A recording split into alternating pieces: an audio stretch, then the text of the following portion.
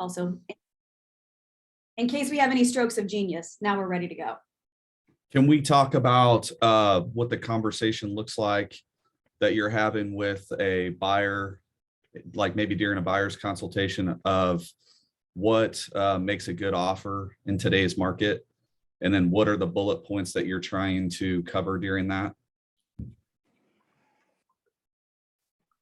Great question. So let's start with the first part of that, guys. And I would love to hear from some of the awesome agents that are on the call. When you're in a buyer's consultation, before you've gone and they're ready to write the offer, how much of offer expectations are you setting up with those initial conversations? Or are you saving that for a conversation at the house or when they're ready to write an offer? What's your business look like? Keeping in mind that there's no right or wrong. Everybody does their business differently.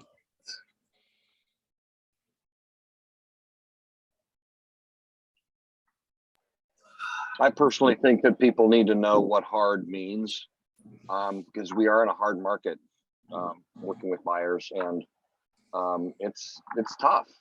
And showing them, maybe show them the 90 days of sold comps in the area where they want to look and say, okay, so this came on at 325 and sold for 365, and then it had six. I mean, letting them know the environment that they're in, and then telling them, this is how you have to behave to win, and show them what winning looks like through recent sold comps in those neighborhoods they're looking in. One of the reasons I really like that method of business, Jim, is because it's not offensive. Nobody can be offended by numbers because it's not coming from, it's coming from the market. So anytime that I'm not the bad guy, it's a good day in my book. I'll be the bad guy, but we'll let the numbers go first.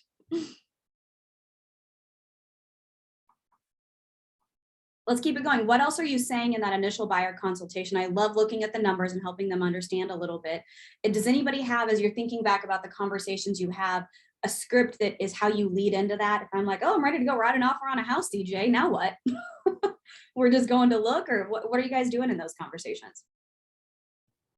If you don't mind, I want to add on to that question. I'm curious to know how you have that conversation with buyers about, making strong offers without necessarily scaring them away. Because I feel like I've maybe had conversations with folks trying to prepare them for the market. And in doing that, I might have, kind of scared them a little bit and caused some hesitation. So I like to know how to keep that from happening in those conversations.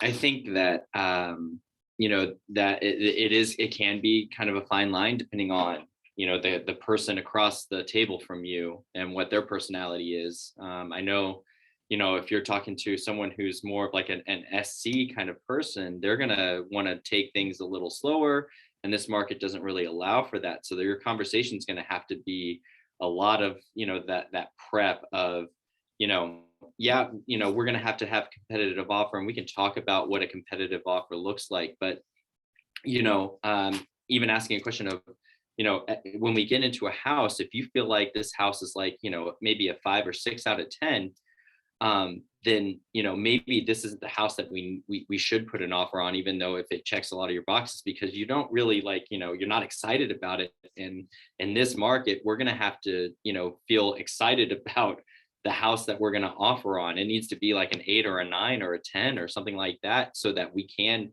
put a winning offer together. And so, I think getting back to what Charlie started off this call by saying, that connection, that emotional connection, that psychological analysis that you can do for that person, and recognizing what kind of person that you are talking to. And then that's how you need to kind of, have that meeting go. If they are a numbers person, or if they're a D and they're someone who's like driven by competition, well, then that's what you can play into, of saying, well, hey, this is going to make you the most competitive. You want to win this? Yeah, I want to win this. Oh, okay, awesome. Well, this is a winning formula, and I'm going to do everything on my end to make sure that we are in that first driver's seat. So I think that a lot of it is just kind of recognizing who's across the table from you, and then knowing what tools that you have in your tool belt and using those tools.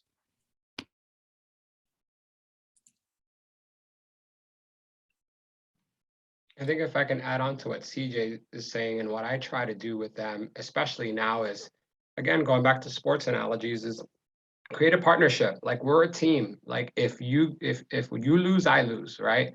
So there's an incentive here for me to really work hard on your behalf, but understand that I need your help and that I need, I'm the point guard and you're the center, right? I need you to be able to put the bucket in there and by giving me the tools to be able to write up these deals. And so you let them lose one or two, and then all of a sudden they're ride or die with you. They know exactly what they got to do. So I think that's because what happens is otherwise they go the other way and they're like, yeah, my agent's not doing his job. He's not working hard enough. He's not writing them up right. Doesn't know what he's doing. If you create that partnership with them up front at the consultation, it just tends to be a little bit smoother. There'll still be ups and downs, but a little bit smoother. And hopefully through that first conversation that you have with them, you're not having to lose out on one or two or three deals either. Like, hopefully, the way that you've explained it, you've made them feel comfortable doing what they need to do in this competitive market. And so that, that first offer is, their winning offer.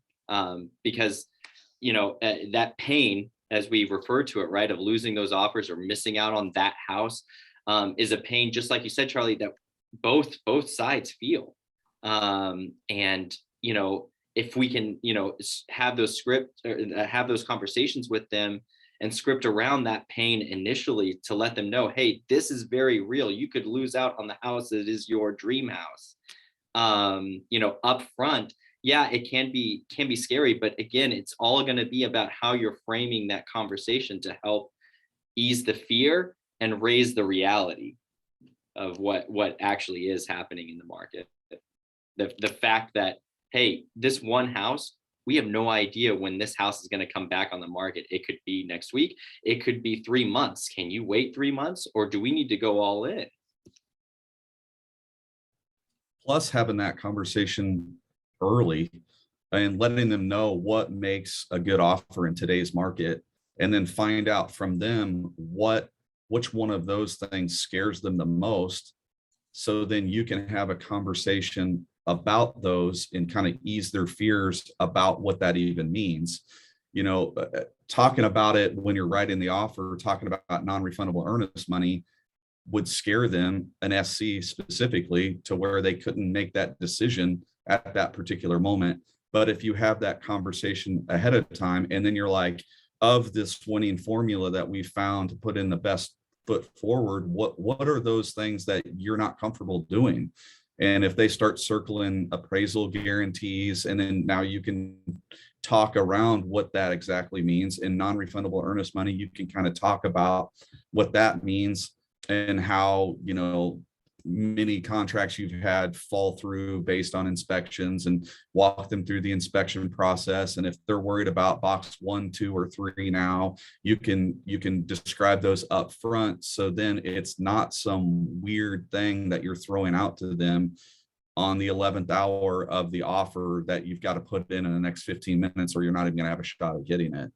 I think that's just so important. That relationship building with that client is just huge, especially if it's not a COI or something like that, or a past client that already has that trust in you. Absolutely. Charlie, let's go back to something that you said, because I'd like everybody to hear it again. You said that you make sure that your clients understand that you're on the same team, and that if you win, they win, and they win, you win.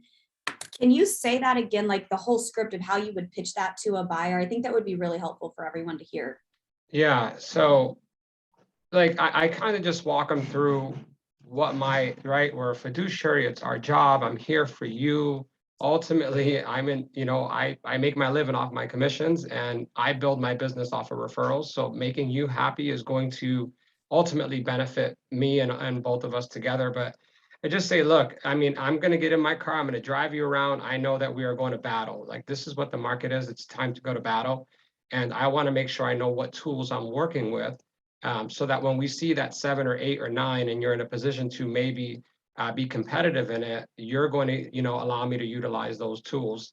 And it's hard to really, you got to feel the person and that buyer in front of you, because if they're just stone cold, it's hard to get them to rah with you. Mm-hmm. However, you've got to find those points of what's important to them and make those important to you, so that they know that you are actually listening and you are on the same team.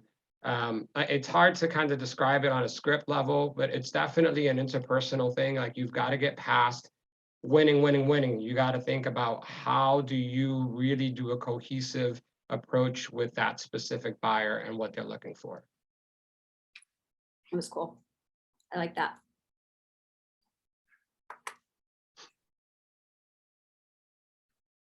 I know we've Hey, got one some- other thing I wanted to share that happened to me with this agent yesterday. He had texted me. I wrote up this magnificent offer. I summarized it. I called him. I left him a voicemail. I didn't hear back. I texted him. I didn't hear back. 15 minutes later, I think I sent them another text to say, hey, I know you're incredibly busy. I'm really sorry to nag you. I just don't want to let my buyers down. Can you just confirm you got this? Confirmed it. I sent them the offer overnight, sent them another text in the morning. I'm like, I can't imagine how busy you are. This is crazy. Just confirm you got my offer. That's all I'm asking for. Have a great day. And he literally mentioned that to me last night. He said, dude, you did not hassle me all day long. You didn't call me nonstop.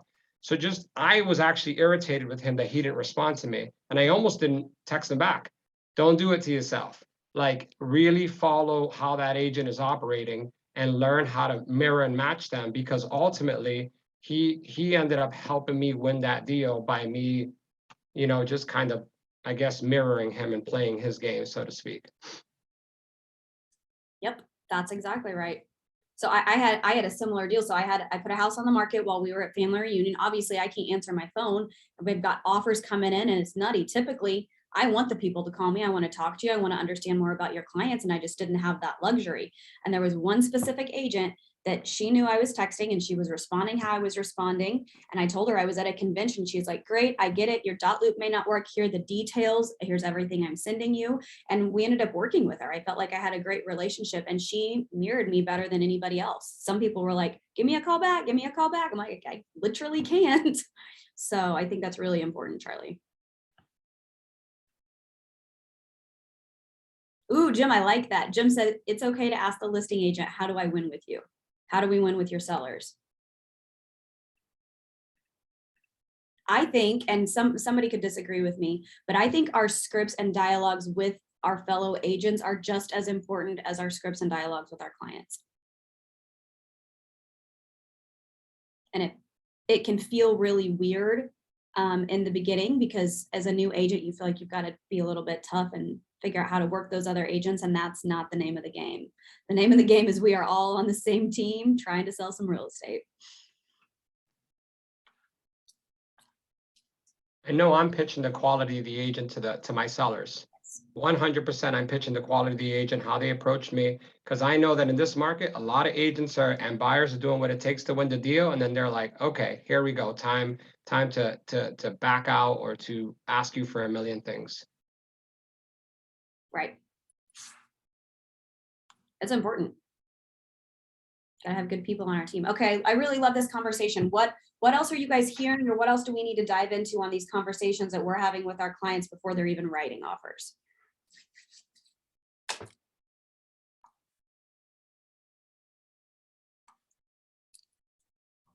How about the lender conversation? One of the things that I try to do with my clients is we're talking mortgage amounts first. I don't care about your pre-qualification amount, but we're looking like, here's an example. So went and saw a house with some people a couple of days ago, and they were already talking about making a lowball offer because it had been on the market for about 40 days. There was some funky stuff with listing price.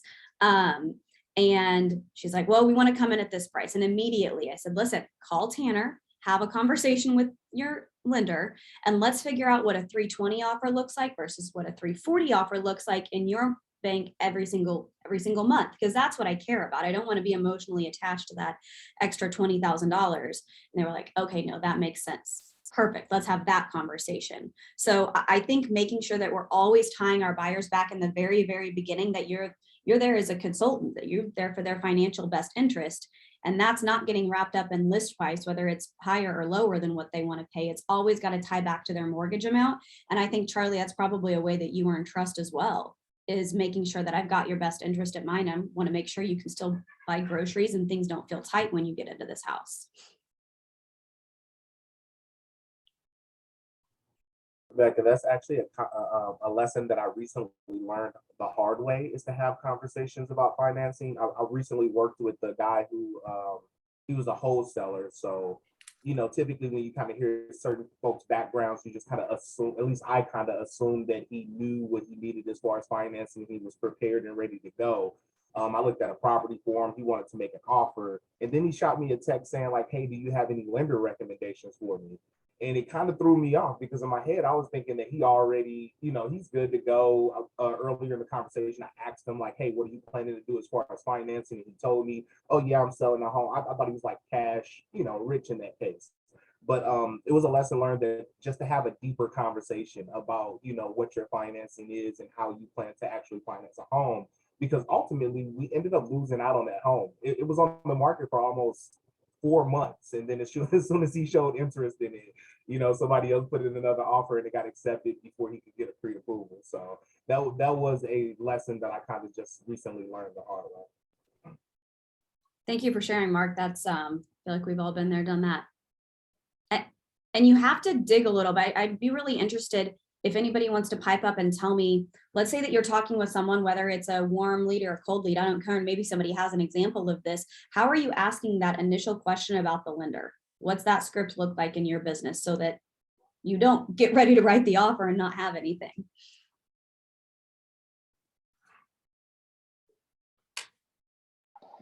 I think you need to let the buyer know how important the lender is an ingredient in this recipe. And just as your reputation is an ingredient, and the strength of your offer. So, you know, letting the buyer know that, you know, Rocket Mortgage is not going to be looked upon favorably because you're dealing with somebody on a 7th floor cube in Cincinnati that's managing your loan. If I'm a listing agent, I'm going to say, I want to see local lenders. I want to see lenders that I know. And so when we're talking to our buyers, we need to encourage them and let them know that even though we want them to use a local lender, that's not going to cost them any money. It's going to help them win, because relationships matter when a listing agent is looking at an offer spreadsheet with 5 to 10 contracts on it. Yeah, I love that. I like how you said that, Jim. You said the lender's an ingredient in the recipe. And that's another example, kind of like what Charlie said, is we're going to battle. It's something in my tool belt. And I think these are like scripts from amazing real estate agents. It's setting people up and it's telling a story. And we talked about that some on script calls in the past, how important it is to understand that your buyer is in this story and you're writing it along with them. And so whatever analogy you want to use, I don't know if it matters if it's sports, if it's war, if it's making a cake, but kind of keeping it consistent and making sure that that is part of your performance to your buyer. I mean, it's part of them feeling like you're a professional and they're having one consistent conversation. And so keeping your analogies like that, that's a pro move, Jim. All right, well, we've got about 4 minutes left. I would love for anybody to pipe up and tell me what your favorite part of the call was, or what did you hear today that was helpful?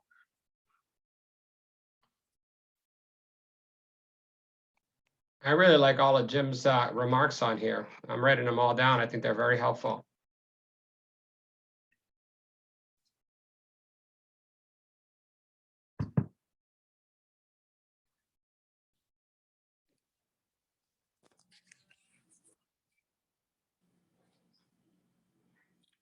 So I appreciated, and I wrote down what CJ said earlier when he said, ease the fear and raise the reality.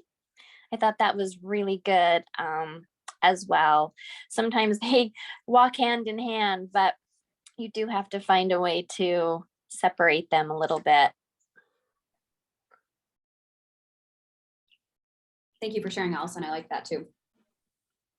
My team just did this exercise, Rebecca, and what stuck out to me is we have to remember, we as professionals deal with this every day.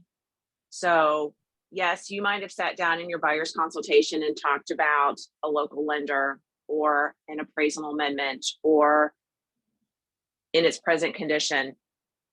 The person on the other side of that table does that once or twice in a lifetime. And these are constant conversations that you have to have. It can't be, I had my buyer's consultation on Monday. We went and saw houses Tuesday, Wednesday, and Thursday. We put an offer in on Friday. And now the agent is like, I went over this with you. Remember? No, your buyer doesn't remember. They were overwhelmed with all of the things that you were saying.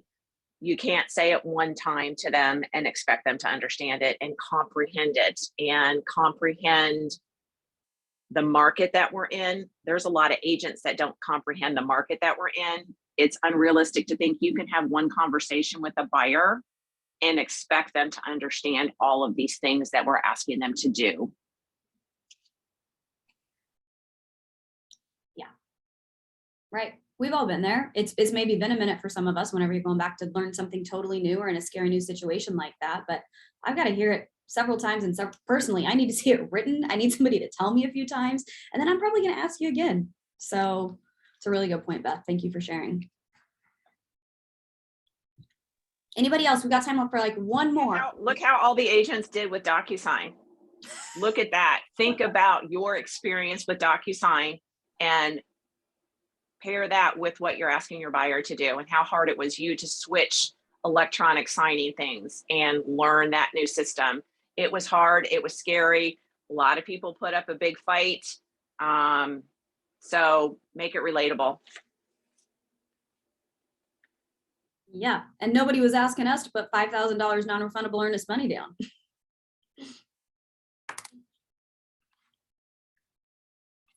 Cool. Well, awesome to see everybody today. Thank you for participating and having all the things. Great to see you, and go kick butt on this Thursday.